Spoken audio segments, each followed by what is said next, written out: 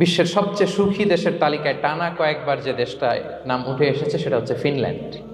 নাম শুনেছেন? এটা হচ্ছে নর্দার্ন ইউরোপের একটা দেশ, স্ক্যান্ডিনেভিয়ান কান্ট্রিজের একটা ফিনল্যান্ড।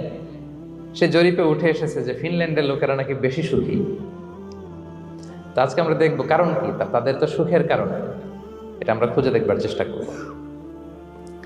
ফিনল্যান্ডে একটা ইউনিভার্সিটি আছে, ইউনিভার্সিটি অফ হেলসিঙ্কির একজন রিসার্চার জেনিফার ডি পাওলা, সে দুইটা কারণ উল্লেখ করেছে বেসিকলি, যে বারবার ফিনল্যান্ডের নাম উঠে আসছে কেন, কেন তারা সুখী। তো প্রথম যে কারণটি সে আইডেন্টিফাই করেছে সেটা হচ্ছে তাদের হেলদি লাইফস্টাইল।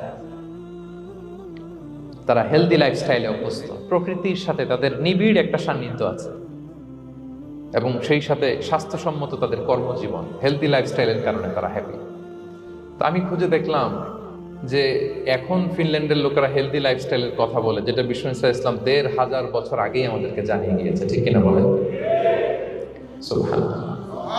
তাহলে ফিনল্যান্ডের লোকেরা সবচেয়ে বেশি সুখী তাদের হেলদি লাইফস্টাইলের কারণে, প্রকৃতির সাথে নিবিড় সম্পর্ক। কিন্তু বিষ্ণু ইসলাম এই ঘটনা ঘটার ১৫০০ বছর আগেই জানিয়ে গিয়েছেন যে হেলদি লাইফস্টাইলের কোনো বিকল্প নেই। পুরো লাইফটাই ছিল ওনার হেলদি, অর্গানিক। সুবহানাল্লাহ। জেনিফার ডি পাওলা দ্বিতীয় যে কারণটি উল্লেখ করেছেন যে ফিনল্যান্ডের লোকেরা এত সুখী কেন, সে বলেছে যে তারা টেনশন ফ্রি লাইফস্টাইলে অভ্যস্ত, কোনো পরিস্থিতিতে উদ্বিগ্ন হতে চায় না, যে কোনো সিচুয়েশন ঠান্ডা মাথায় ডিল করে। বিষ্ণু ইসলামের বায়োগ্রাফির দিকে তাকান, তিনিও তাই করেছেন সারা জীবন। সুবহানাল্লাহ।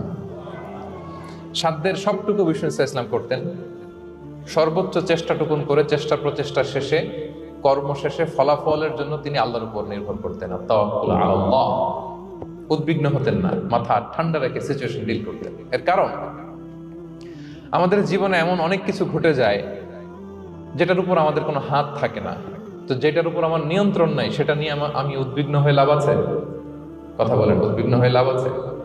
জীবন আপনাকে অনেক কিছু দিবে, আবার কেড়ে নিবে। আল্লাহ এভাবেই পৃথিবীটাকে সাজিয়েছেন।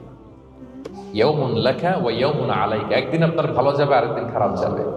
ওয়া তিলকাল আইয়ামু নুদাবিলুহা বাইনান নাস, আল্লাহ বলেন যুগটাকে আমি ঘুরিয়ে ফিরিয়ে মানুষের সামনে এভাবেই আনি। This is the routine work of this দুনিয়া। দুনিয়ার রুটিন ওয়ার্ক এইটা। আজকে ভালো, কালকেও যে ভালো যাবে এমন তো নয়, কালকে খারাপ যাবে। আজকে তার খারাপ যাচ্ছে, পরশুদিন আবার তার ভালো দিন যাবে, ঠিক কিনা বলেন? অন্য এক সূরায় আল্লাহ তাআলা বলেছেন ফাইন্না মাআল উসরি ইউসরা, নিশ্চয়ই কষ্টের সাথে আছে স্বস্তি। আজীবন মানুষ কষ্টে থাকে না, দুঃখের পরে থাকে সুখ। দুঃখের পরে কি থাকে? সুখ থাকে। এজন্য উদ্বিগ্ন হওয়া যাবে না। বিষ্ণু ইসলামের জীবনী থেকেও আমরা এটাই শিখি, উদ্বিগ্ন হওয়া যাবে না। আমরা আমাদের সর্বোচ্চ চেষ্টাটুকুন করব, তারপর ফলাফলের জন্য আমরা ভরসা রাখবো, নির্ভর করবো একজন সত্তার উপর। আওয়াজ করে বলেন তো, তিনি কে? আমরা ভরসা রাখবো। তাহলে ফিনল্যান্ডের লোকেরা এই যে হ্যাপি হয়ে খুব বেশি খুশি, এত বেশি খুশি হওয়ার কিছু নাই। এগুলো আগে থেকে আমরা জানি, কি বলেন? জানি না আমরা? জাস্ট একটু প্র্যাকটিস করে নিজের জীবনের সাথে মানিয়ে নিতে হবে।